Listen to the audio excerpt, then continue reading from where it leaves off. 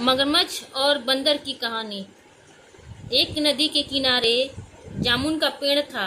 उस पर एक बंदर रहता था। वह रोज मीठे मीठे जामुन खाया करता था। नदी में एक मगरमच्छ रहता था। मगर और बंदर की मित्रता हो गई। बंदर जब जामुन खाता तब अपने मित्र मगर के लिए भी कुछ जामुन नीचे फेंक देता था।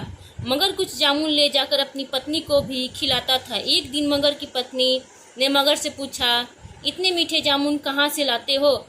मगर ने बताया कि उसका मित्र बंदर प्रतिदिन उसे ये जामुन देता है।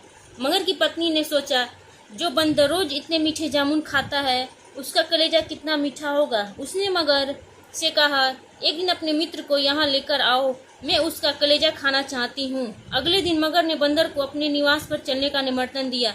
बंदर बोला, मैं चलूँगा, कैसे, मुझे तो तैरना नहीं आता। मगर ने समझाया, मित्र तुम इसकी चिंता मत करो, तुम मेरी पीठ पर बैठ जाओ, मैं तुम्हें अपने घर ले चलूँगा। बंदर मान गया और मगर की पीठ पर बैठ गया।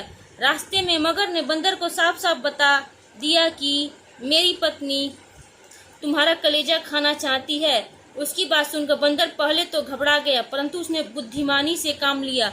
वह बोला, मित्र तुमने मुझे पहले क्यों नहीं बताया? मैं अपना कलेजा हमेशा साथ लेकर नहीं घूमता, मैं तो उसे पेड़ के खोखल में रखता हूँ। तुम मुझे वापस ले चलो, मैं कलेजा लेकर आ जाता हूँ। मगर बंदर को पेड़ तक ले गया। बंदर ने छलांग लगाई और पेड़ पर चढ़ गया।